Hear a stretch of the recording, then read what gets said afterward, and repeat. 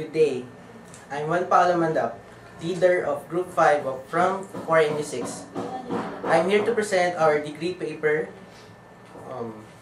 entitled Improving Intravenous Line Patency, Knowledge and Practice Through the Utilization of Appropriate Teaching Strategies Among Third-Year Nursing Students. IV therapy is a widely accepted practice among different hospitals. It is considered as a routine care.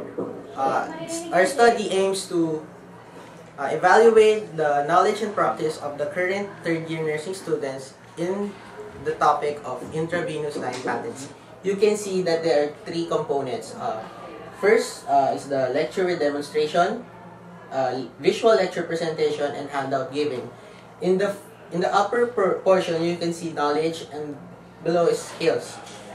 Each of them would be evaluated through the different methods of IV line patency, namely regular flashing, positioning, and checking flow rate. Our first objective is to determine the most commonly used method of current third-year nursing students in maintaining peripheral intravenous line patency, specifically checking flow rate, positioning, and regular flushing.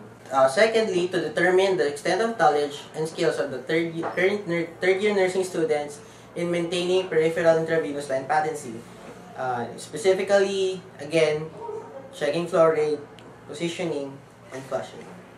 Thirdly, to determine which of the various teaching strategies used by clinical instructors is more effective for the third-year nursing students in maintaining intravenous line patency. Determine and correlate the effects of the various teaching strategies of the clinical instructors in the knowledge of skills of the third-year nursing students. Specifically, about the three most common methods again, namely checking flow rate, positioning, and flushing.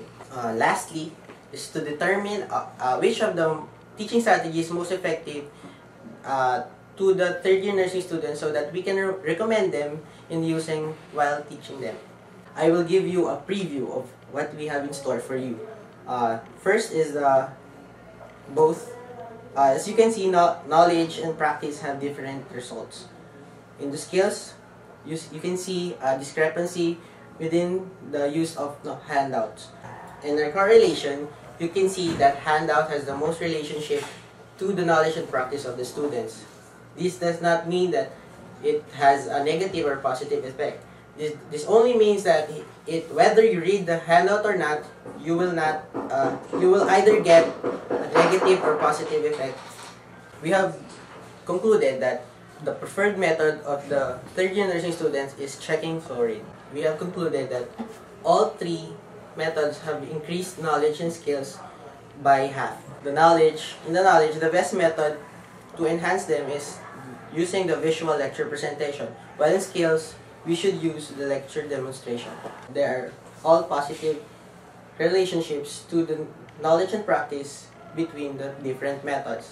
And lastly, handout has the most relationship found in the correlation. In order to increase the knowledge and skills of the third-year nursing students, we must combine all three of the methods.